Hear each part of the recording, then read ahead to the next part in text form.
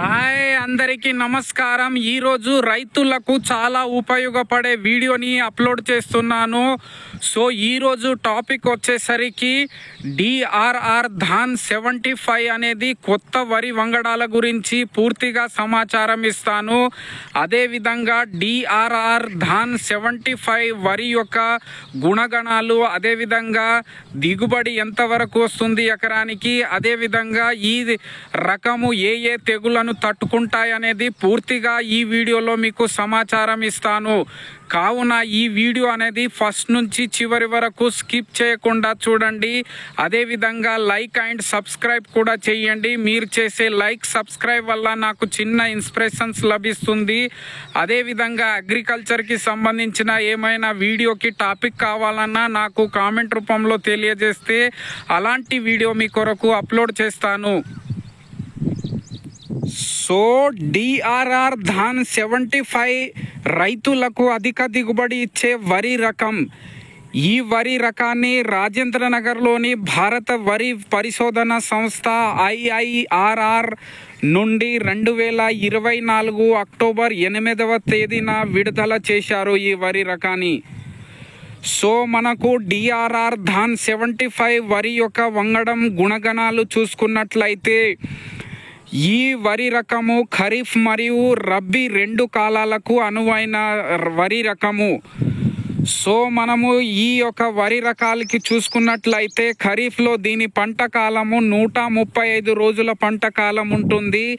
అదేవిధంగా రబ్బీలో చూసుకున్నట్లయితే దీని యొక్క పంట కాలము 125 రోజులు ఉంటుంది. సో అదేవిధంగా ఈ యొక్క రకము మధ్యస్థ సన్న గింజ రకం, అంటే సన్న రకాలు ఇది. సో మనకు ఇది సన్న రకం వరి అయినా దీని బరువు, గింజల బరువు అనేది చాలా మంచి ఉంటుంది, బరువుకు ఉంటుంది గింజలు. అదేవిధంగా సన్నగా బీపీటీ లాగా ఉంటాయి అన్నమాట గింజలు.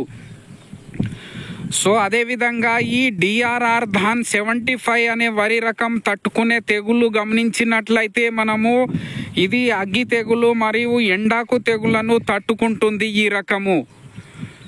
సో అదేవిధంగా మనము డిఆర్ఆర్ ధాన్ 75 అనే వరి రకము దిగుబడి గురించి మనం గమనించినట్లయితే జనరల్గా మనము సాంబా మసూరి లాంటి వరిని చూసుకున్నట్లయితే ఒక్కొక్క కంకికి 150 నుంచి 200 గింజలు అనేది వస్తాయి. కానీ ఈ డిఆర్ఆర్ ధాన్ 75 అనే రకానికి చూసుకున్నట్లయితే ఒక్కొక్క కంకికి 380 నుంచి 400 గింజలు అనేది వస్తాయి అన్నమాట ఒక్కొక్క కంకికి. సో అదేవిధంగా మనం చూసుకున్నట్లయితే హెక్టార్కి 10 నుంచి 12 టన్నుల దిగుబడి వస్తుంది.